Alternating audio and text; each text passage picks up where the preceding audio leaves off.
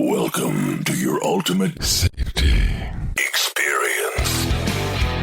Welcome to Safety FM, where we talk about safety that's truly inspired by you. Hello and welcome to Safety FM. This is Jay Allen. This episode and every episode of Safety FM is sponsored by Safety Focus Moment. You can reach them at safetyfocusmoment.com. They are consultants that deal with safety cultures and how to implement safety programs inside of your organization and companies. I want to say first off, thank you, and thank you. It has been overwhelming the amount of interaction we have had with the listeners in regards of downloading the podcast. This week, as we speak, on Apple Podcast, we have actually ranked number 5 within our category, which is education and training. So I want to say thank you for the reviews. Thank you for the downloads. It's been pretty exciting on our end. But with that great news, we have done some additions to the show. Currently, we are streaming our show 24/7 at safetyfm.live. That's safetyfm.live, or you can go to safetyfm.com. You can continue to still pick up the show on the regular podcast catcher that you're using.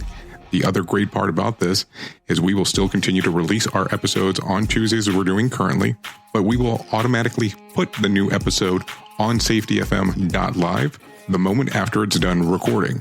So you can pick it up there, or you can pick it up still on the podcatcher that you're using. I want to say, number one, thank you very much for everything that you guys have done to this moment. We really do appreciate, and we feel extremely encouraged and humbled by the love and representation that we've had back from the listeners. So thank you very much. So today our focus is going to be on Federal Motor Carrier Safety Administration and the driver qualification files, to be exact. So what is a driver qualification file?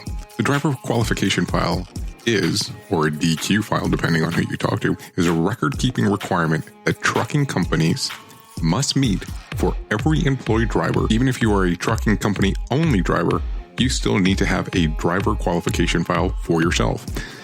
The difficult part about the driver qualification file is that the trucking company must know the driver qualification requirements to pass a safety audit, and there is a lot to know. To cut down on the confusion, we will not only explain each driver qualification form requirement and also provide you with information on where you can find a checklist with the required information about Part 391. So who is required to have a driver qualification file? The driver qualification file is often thought to go hand in hand with the commercial driver's license, also CDL. This is a misperception that has created a lot of confusion for many carriers. For interstate drivers, the need of a DQ file is based on the size and type of vehicle that's being driven. The applicable definition of commercial motor vehicle per Part 390.5 include both CDL and non-CDL drivers alike. Interstate drivers would need to look at the state-specific regulation to determine if it's applicable to them. Individuals operating the following type of vehicles on an interstate for commerce need to have a completed driver qualification file. Vehicles with gross vehicle weight or gross vehicle weight rating or gross combination of weight or gross combination of weight rating of 10,001 pounds or more. Vehicles that are designed to transport more than 15 people or more than 8 people when they're in direct compensation involved. Vehicles transporting hazardous materials that require the vehicle to be placarded. So sometimes there's a lot of confusion on what exactly that means. Keep in mind that most of it's state specific and that you need to look into what the regulation is for the state. There's always the federal regulation also. The criterion definition that causes confusion in the vehicle weight, the general weight criterion for which CDL is needed is 26,001 pound. Let's try that one more time. 26,001 pound. The weight criterion for which a file is needed is 10,001 pound. So interstate drivers, a vehicle between 10,001 and 26,001 pounds, not hauling hazmat, need to have a DQ file, but do not need to have a CDL. For interstate drivers, it depends on which state has adopted the weight criterion. A number of states use the same 10,000 pound criterion. For interstate drivers, it depends on what state has adopted for weight criteria. A number of states use the same 10,001 pounds criteria as it is found in the Federal Motor Carrier Safety Regulations, and other states have increased the weight limit to anywhere from 12,000 pounds up to 26,001 pounds, which does not coincide with the CDL requirements. A few states have also grandfathered clauses of other exceptions except certain drivers from certain portions of the DQ file, such as medical cards. By the way, just in case if there's any confusion, criterion and criteria can be used depending on where you're from. So if I use both, I do apologize, but I just want to reference that piece real quick. What does normally the 8 files consist of? Let's go into that in much detail. There's 8 things that need to be inside of there, so let's break them down. A lot can happen in 6 seconds. A rodeo ride, a dramatic basketball win, and the world record holder can solve a Rubik's Cube. 6 seconds is how long it takes for an 18-wheeler traveling at a safe speed to come to a complete stop. And in those 6 seconds, that truck will travel the length of 2 football fields. So please, give them room. Never cut in front of a large truck for any reason. Our roads, our safety. Learn more at sharetheroadsafely.gov. Allison is perfect. I mean, she'd never tell you that. She's perfect. Allison, wait, are you texting and driving? Texting and driving makes good people look bad. Visit StopTextStopWrecks.org, brought to you by the National Highway Traffic Safety Administration and the Ad Council. Yo, what's up? Baby, let's go! You're listening to Safety FM, changing safety cultures one broadcast and one podcast at a time.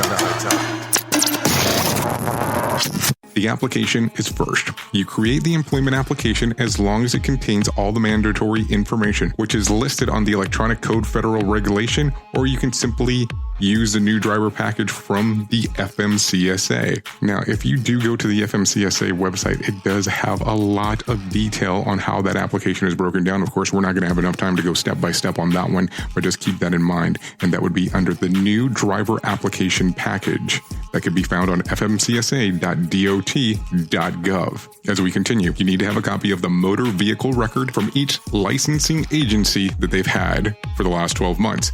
So if the trucking company responsible for the request has an MVR, each truck driver or vehicle operator needs to bring in the information for the last 12 months for every state that they held a CDL for. That would be a CDL or a permit. Now, you can always go to the DMV websites, depending on which state it is, for a little bit of help if needed. Number 3, motor vehicle records for previous 3 years, a permit or a license to verify their driving record. Keep in mind that's for every state that they were in for the last 3 years. Every trucking company must investigate and inquire from every state that each new driver has held or holds a license or permit to receive all possible MVRs for each vehicle operator. Review of MVR. MVRs must be reviewed every 12 months to determine if the driver meets the minimum requirement for safe driving and evaluate the vehicle operator's driving qualification. The annual note must include the name of the reviewing person as well as the date of the review.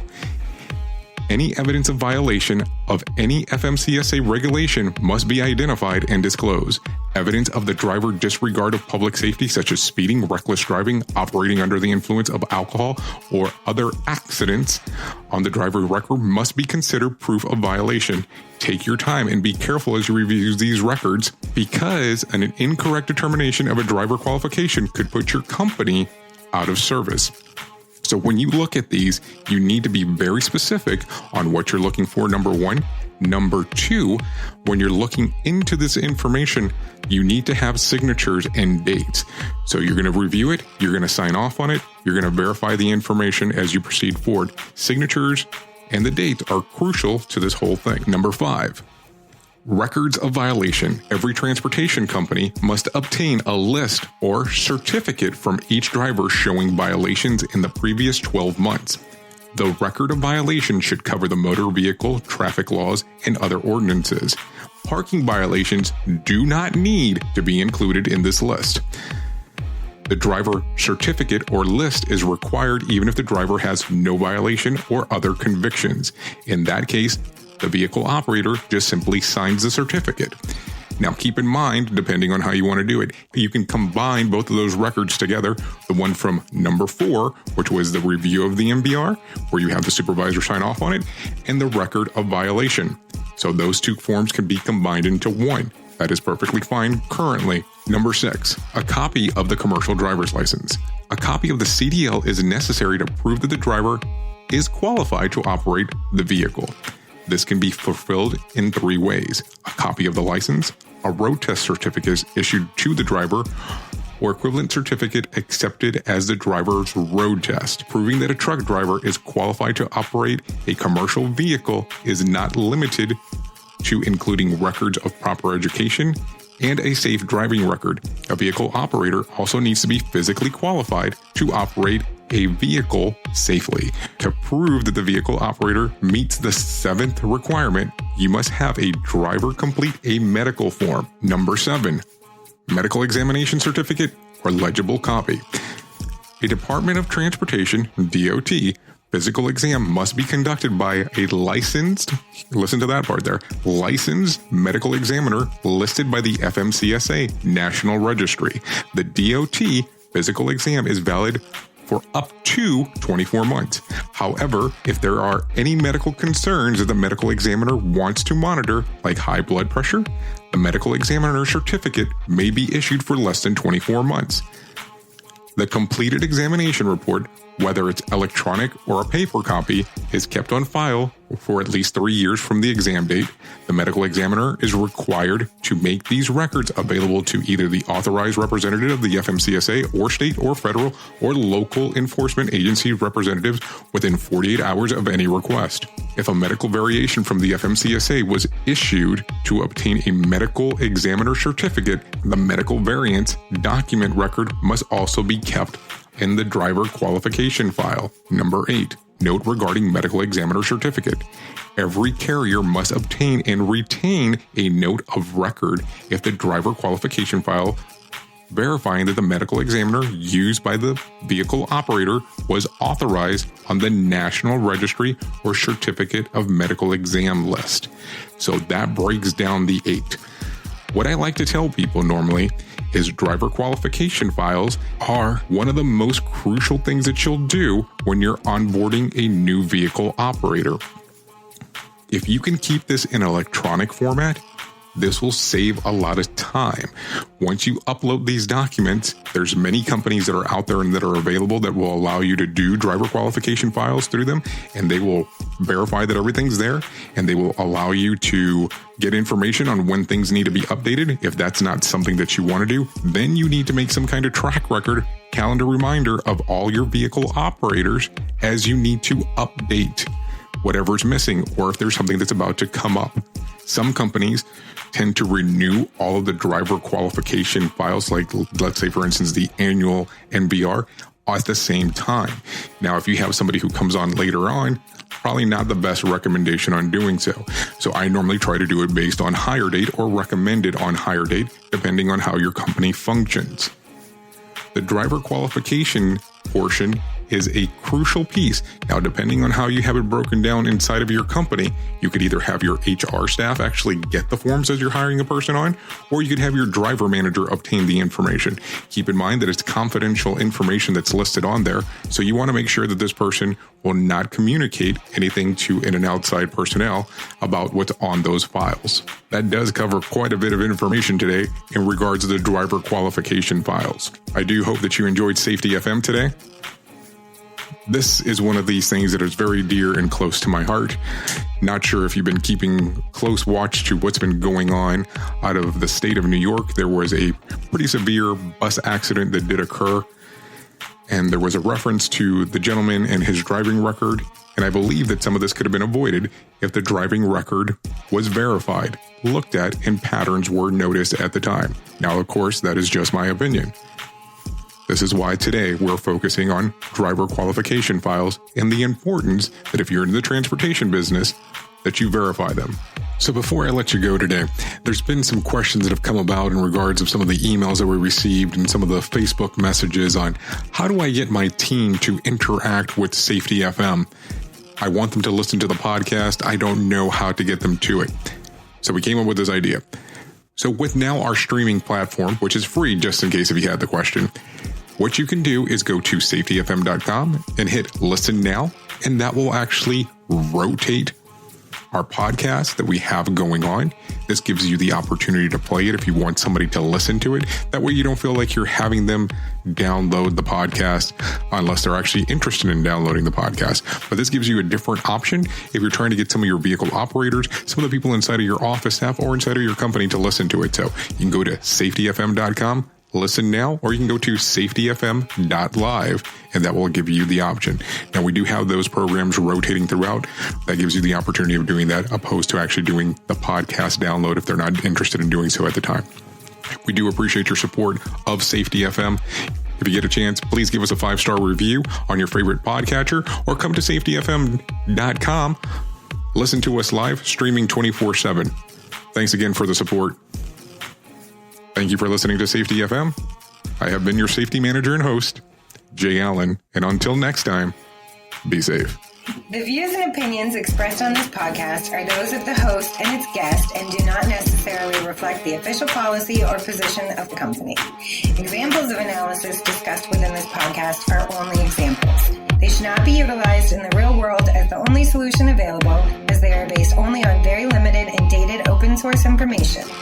Assumptions made within this analysis are not reflective of the position of the company. No part of this podcast may be reproduced, stored in a retrieval system, or transmitted in any form or by any means, mechanical, electronic, recording, or otherwise, without prior written permission of the creator of the podcast, Jay Allen.